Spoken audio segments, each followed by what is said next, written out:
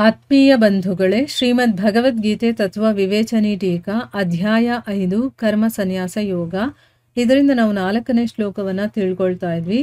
ಓದ ಭಾಗದಲ್ಲಿ ನಾವು ಪ್ರಶ್ನೆಯನ್ನ ಕೇಳ್ತಾ ಇದ್ರು. ಆ ಪ್ರಶ್ನೆಯ ಬಗ್ಗೆ ಕೆಲವೊಂದು ಶ್ಲೋಕದಲ್ಲಿ ಭಗವಂತ ಹೇಳಿರುವಂಥ ವಿಚಾರ ಅದೆಲ್ಲ ತಿಳ್ಕೊಂಡ್ವಿ. ಏನಿತ್ತು ಪ್ರಶ್ನೆ? ಕರ್ಮಯೋಗದ ಫಲ ಪರಮಾರ್ಥ ಜ್ಞಾನದ ಮೂಲಕ ಆ ಪರಮಪದದ ಪ್ರಾಪ್ತಿ ಅಂತ ಹೇಳೋದೇನೋ ಸರಿಯಾಗೇ ಇದೆ. ಯಾಕೆ ಅಂತಂದ್ರೆ ಭಗವಂತನೇ ಬೇಕಾದಷ್ಟು ಕಡೆ ಹೇಳಿದಾನೆ, ಯಾವುದರಿಂದ ಅವರು ನನ್ನನ್ನು ಪಡ್ಕೊಳ್ತಾರೋ ಆ ಬುದ್ಧಿಯೋಗವನ್ನು ನಾನು ಕೊಡ್ತೀನಿ. ಅಂದರೆ ಆ ಬುದ್ಧಿಯೋಗವನ್ನು ಕೊಟ್ಟಾಗ ಅವನಿಗೆ ಆ ಫಲ ಸಿಗುತ್ತೆ ಅನ್ನೋದು ಗೊತ್ತಾಯಿತು. ಆಮೇಲೆ ದಯೆ ಮಾಡೋದಕ್ಕೋಸ್ಕರ ನಾನು ಜ್ಞಾನರೂಪಿ ದೀಪದ ಮೂಲಕ ಅವರ ಅಂಧಕಾರವನ್ನು ದೂರ ಮಾಡ್ತೀನಿ, ಅಂದರೆ ಜ್ಞಾನ ಅನ್ನೋದನ್ನ ನಾನು ಕೊಡ್ತೀನಿ. ಆಮೇಲೆ ಕರ್ಮಯೋಗದಿಂದ ಶುದ್ಧ ಅಂತಃಕರಣನಾಗಿ ತನ್ನಿಂದ ತಾನೇ ಆ ಜ್ಞಾನವನ್ನು ಅವನು ಪಡ್ಕೊಳ್ತಾನೆ ಅನ್ನೋದ್ರ ಬಗ್ಗೆನೂ ಕೂಡ ಹೇಳಿರೋದನ್ನ ನಾವು ತಿಳ್ಕೊಂಡಿದ್ವಿ. ಇದು ಕರೆಕ್ಟ್ ಆಗಿದೆ. ಆದರೆ ಸಾಂಖ್ಯಯೋಗ ಅನ್ನೋದು ಸ್ವಯಂ ತತ್ವಜ್ಞಾನನೇ ಆಗಿರಬೇಕಾದ್ರೆ ಅದರ ಫಲ ತತ್ವಜ್ಞಾನದ ಮೂಲಕ ಮೋಕ್ಷವನ್ನು ಪಡ್ಕೊಳ್ಳೋದು ಅಂತ ಹೇಳ್ತಾರಲ್ಲ, ಅದನ್ನು ಹೇಗೆ ಹೇಳ್ತಾ ಇದ್ದಾರೆ ಅಥವಾ ಅದನ್ನು ಹೇಗೆ ನಾವು ಅರ್ಥ ಮಾಡ್ಕೊಳ್ಳೋದು ಅನ್ನೋದನ್ನು ಇಲ್ಲಿ ಪ್ರಶ್ನೆ ಕೇಳ್ತಾ ಇದ್ದಾರೆ.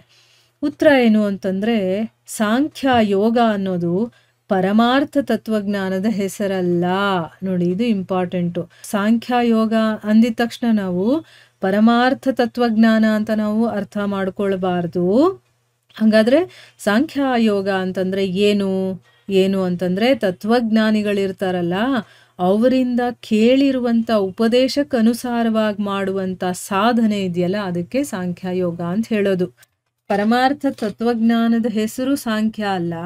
ತತ್ವಜ್ಞಾನಿಗಳು ಏನು ಹೇಳಿರ್ತಾರೋ ಅದನ್ನು ಕೇಳಿಸ್ಕೊಂಡು ಅವ್ರು ಹೇಳಿರೋದನ್ನು ನಾವು ಮಾಡ್ತೀವಲ್ವಾ, ಅವರು ಉಪದೇಶ ಮಾಡಿರೋದ್ರ ಪ್ರಕಾರ ನಾವು ಮಾಡುವಂಥ ಸಾಧನೆಗೆ ಸಾಂಖ್ಯಯೋಗ ಅಂತ ಹೇಳಿರುವಂಥದ್ದು. ಯಾಕೆ ಅಂತಂದರೆ 13ನೇ ಅಧ್ಯಾಯದ 24ನೇ ಶ್ಲೋಕದಲ್ಲಿ ಧ್ಯಾನಯೋಗ, ಸಾಂಖ್ಯಯೋಗ ಮತ್ತು ಕರ್ಮಯೋಗ ಈ 3 ಆತ್ಮದರ್ಶನದ ಬೇರೆ ಬೇರೆ ಸ್ವತಂತ್ರವಾದಂತಹ ಸಾಧನಗಳು ಅಂತ ಹೇಳಿದ್ದಾರೆ. 13ನೇ ಅಧ್ಯಾಯದ 24ನೇ ಶ್ಲೋಕದಲ್ಲಿ ಭಗವಂತ ಹೇಳಿದನ ಶ್ಲೋಕ ಯಾವುದು ಅಂತ ಒಂದ್ಸರಿ ನೋಡೋಣ. ಧ್ಯಾನೇನಾತ್ಮನಿ ಪಶ್ಯಂತಿ ಅಂತ ಇದೆಯಲ್ಲ ಆ ಶ್ಲೋಕ. ಅದರಲ್ಲಿ ಏನು ಹೇಳಿದಾನೆ? ಆ ಪರಮಾತ್ಮನನ್ನು ಎಷ್ಟೋ ಮನುಷ್ಯರು ಶುದ್ಧವಾದ ಸೂಕ್ಷ್ಮ ಬುದ್ಧಿಯಿಂದ ಧ್ಯಾನದ ಮೂಲಕ ಹೃದಯದಲ್ಲಿ ನೋಡ್ತಾರೆ. ಇನ್ನೂ ಬೇಕಾದಷ್ಟು ಜನರು ಜ್ಞಾನಯೋಗದ ಮೂಲಕ, ಇನ್ನೂ ಕೆಲವರು ಕರ್ಮಯೋಗದ ಮೂಲಕ ನೋಡ್ತಾರೆ, ಅಂದರೆ ಅದನ್ನು ಪಡ್ಕೊಳ್ತಾರೆ ಅಂತ. ಅಂದರೆ 3 ಬೇರೆ ಬೇರೆ ಅಂತ ಹೇಳಿದಾನೆ. 3 ಬೇರೆ ಬೇರೆಯಾದಂತಹ ಸ್ವತಂತ್ರ ಸಾಧನೆಗಳು ಅಂತ ಹೇಳಿದಾನೆ. ಅಲ್ಲಿಗೆ ಸಾಂಖ್ಯಯೋಗ ಅನ್ನೋದು ಕೂಡ ಸ್ವತಂತ್ರವಾದಂತಹ ಸಾಧನ. ಅದರಿಂದ ನಾವು ಭಗವಂತನನ್ನು ಪಡ್ಕೊಳ್ಳುವಂಥದ್ದು. ಅದಕ್ಕೋಸ್ಕರನೇ ಸಾಂಖ್ಯಯೋಗದ ಫಲ ಪರಮಾರ್ಥ ಜ್ಞಾನದ ಮೂಲಕ ಮೋಕ್ಷದ ಪ್ರಾಪ್ತಿ ಅಂತ ತಿಳ್ಕೊಳ್ಳೋದು ಸರಿಯಾಗಿದೆ. ಅಂದರೆ ಆ ಯೋಗದ ಫಲ ಬಂದು ಭಗವಂತನ ಜ್ಞಾನ ಸಿಗುವಂಥದ್ದು, ಅದು ಮೋಕ್ಷವನ್ನು ನಾವು ಪಡ್ಕೊಳ್ಳೋದಕ್ಕೆ ಸಹಾಯ ಮಾಡುತ್ತೆ ಹೊರತು ಸಾಂಖ್ಯ ಯೋಗನೇ ತತ್ವಜ್ಞಾನ ಅಂದರೆ ಪರಮಾರ್ಥ ತತ್ವಜ್ಞಾನ ಅಂತಲ್ಲ ಅರ್ಥ. ಸಾಂಖ್ಯ ಯೋಗವನ್ನು ನಾವು ಮಾಡ್ತಾ ತತ್ವಜ್ಞಾನವನ್ನು ತಿಳ್ಕೊಳ್ತಾ ಆಮೇಲೆ ನಮಗೆ ಪರಮಪದ ಅನ್ನೋದು ಸಿಗುತ್ತೆ ಅನ್ನೋದು ಇದರ ಅರ್ಥ. ಇನ್ನು ಭಗವಂತ 18ನೇ ಅಧ್ಯಾಯದಲ್ಲಿ 49ನೇ ಶ್ಲೋಕದಿಂದ 55ರ ತನಕ ಜ್ಞಾನ ನಿಷ್ಠೆಯ ವರ್ಣನೆಯನ್ನು ಮಾಡ್ತಾ ಬ್ರಹ್ಮಭೂತನಾದ ಮೇಲೆ, ಅಂದರೆ ಅರ್ಥ ಏನು?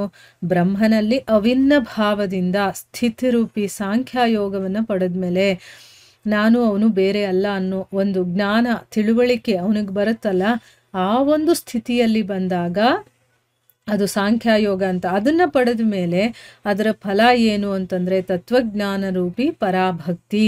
ಮತ್ತು ಅದರಿಂದ ಅವನು ಪರಮಾತ್ಮನ ಸ್ವರೂಪವನ್ನು ಸರಿಯಾದ ರೀತಿಯಲ್ಲಿ ತಿಳ್ಕೊಂಡು ಅದರಲ್ಲಿ ಹೋಗ್ತಾನೆ ಅಂತ ಹೇಳಿದ್ದಾರೆ. ಅಂದರೆ ಈಗ ಈ ವಿಚಾರದ ಬಗ್ಗೆ ಭಗವಂತ 18ನೇ ಅಧ್ಯಾಯದಲ್ಲಿ 49ನೇ ಶ್ಲೋಕದಿಂದ 55ರ ತನಕ ಏನು ಹೇಳಿದಾನೆ ಅಂತ ಒಂದು ಸರಿ ನಾವು ಆ ಶ್ಲೋಕಗಳನ್ನು ಬೇಡ, ಅದರ ಅನುವಾದ ಏನು ಅಂತ ತಿಳ್ಕೊಂಡ್ರೆ ನಮ್ಗೆ ಸ್ವಲ್ಪ ಅರ್ಥ ಆಗುತ್ತೆ. ಯಾವ ಶ್ಲೋಕ ಅದು ಅಂತಂದರೆ 49ನೇ ಶ್ಲೋಕ. ಒಂದು ಶ್ಲೋಕ ಮಾತ್ರ ನಾನು ಸ್ಟಾರ್ಟಿಂಗ್ ಹೇಳ್ತೀನಿ, ಅಲ್ಲಿಂದ ಹಿಡಿದು ಇನ್ನು 55ರ ತನಕ ಅದನ್ನು ನೀವು ಬೇಕಾದರೆ ಓದ್ಕೊಳ್ಳಿ, ಅವಾಗ ನಿಮ್ಗೆ ಇನ್ನೂ ಚೆನ್ನಾಗಿ ಅರ್ಥ ಆಗುತ್ತೆ.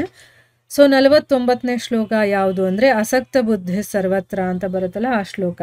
ಈಗ ನಾನು 49ರಿಂದ 55ನೇ ಶ್ಲೋಕದವರೆಗೂ ಬರೀ ಅರ್ಥ ಹೇಳ್ತೀನಿ, ಆಯ್ತಾ? ಏನು ಹೇಳಿದಾನಲ್ಲಿ, ಎಲ್ಲ ಕಡೆ ಆಸಕ್ತಿರಹಿತವಾದಂತಹ ಬುದ್ಧಿ ಇರುವಂಥವನು, ಯಾವುದರಲ್ಲೂ ಅವನಿಗೆ ಆಸಕ್ತಿ ಇರಬಾರ್ದು, ಸ್ಪೃಹೆ ಇರಬಾರ್ದು, ಸ್ಪೃಹಾರಹಿತನು. ಆಮೇಲೆ ಗೆಲ್ಲಲ್ಪಟ್ಟ ಅಂತಃಕರಣ ಇರುವಂಥವನು, ಅಂದರೆ ಅವನ ಅಂತಃಕರಣಗಳು ಅವನು ಹೇಳ್ದಾಗ ಕೇಳುತ್ತೆ. ಆ ರೀತಿ ಅಂತಃಕರಣ ಇರುವಂತಹ ಮನುಷ್ಯ ಸಾಂಖ್ಯಯೋಗದ ಮೂಲಕ ಆ ಪರಮ ನೈಷ್ಕರ್ಮ್ಯ ಸಿದ್ಧಿಯನ್ನು ಪಡಿತಾನೆ ಅಂತಂದ್ಬಿಟ್ಟು ಆ ಶ್ಲೋಕದಲ್ಲಿ ಹೇಳಿದ್ದಾನೆ. ಮತ್ತೆ ಮುಂದುವರೆದು ಹೇಳ್ತಾನೆ, ಯಾವ ಜ್ಞಾನಯೋಗದ ಶ್ರೇಷ್ಠ ನಿಷ್ಠೆಯಾಗಿದೆಯೋ ಆ ನೈಷ್ಕರ್ಮ್ಯ ಸಿದ್ಧಿಯನ್ನ ಯಾವ ರೀತಿ ಒಬ್ಬ ಮನುಷ್ಯ ಪಡ್ಕೊಳ್ತಾನೋ ಅಂತ ಮನುಷ್ಯ ಬ್ರಹ್ಮನನ್ನೂ ಪಡ್ಕೊಳ್ತಾನೆ. ಅಂದರೆ ಅವನು ಆ ಜ್ಞಾನಯೋಗದಲ್ಲಿ ಎಷ್ಟು ಶ್ರೇಷ್ಠ ನಿಷ್ಠೆಯನ್ನ ಇಟ್ಕೊಂಡಿರ್ತಾನೋ ಆ ರೀತಿನೇ ಅವನು ಬ್ರಹ್ಮನನ್ನು ಪಡಿತಾನೆ. ಅಂದರೆ ನಾವು ಎಷ್ಟರ ಮಟ್ಟಿಗೆ ಅದಕ್ಕೆ ಸರೆಂಡರ್ ಆಗ್ತಾ ಹೋಗ್ತೀವೋ, ನಮ್ಮ ಒಂದು ಶ್ರದ್ಧೆ ನಿಷ್ಠೆ ಎಲ್ಲ ಎಷ್ಟಿರುತ್ತೋ ಆ ರೀತಿ ನಮಗೆ ಆ ಸಿದ್ಧಿ ಕೂಡ ಪ್ರಾಪ್ತಿಯಾಗ್ತಾ ಹೋಗುತ್ತೆ. ಹೇ ಕುಂತಿ ಪುತ್ರನೇ, ನೀನು ಈಗ ಸಂಕ್ಷೇಪವಾಗಿ ನನ್ನಿಂದ ತಿಳ್ಕೋ.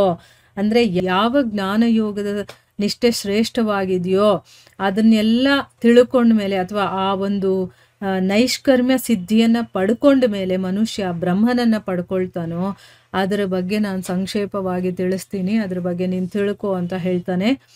ಇದರ ಮುಂದುವರಿದ ಭಾಗದಲ್ಲಿ ನಾವು ಏನು ಹೇಳ್ತಾನೆ ಭಗವಂತ ಆ ವಿಚಾರದ ಬಗ್ಗೆ ಅನ್ನೋದನ್ನ ತಿಳ್ಕೊಳ್ಳೋಣ. ಇಲ್ಲಿಗೆ ನಾವು ನಿಲ್ಲಿಸೋಣ. ಹರೇ ಕೃಷ್ಣ.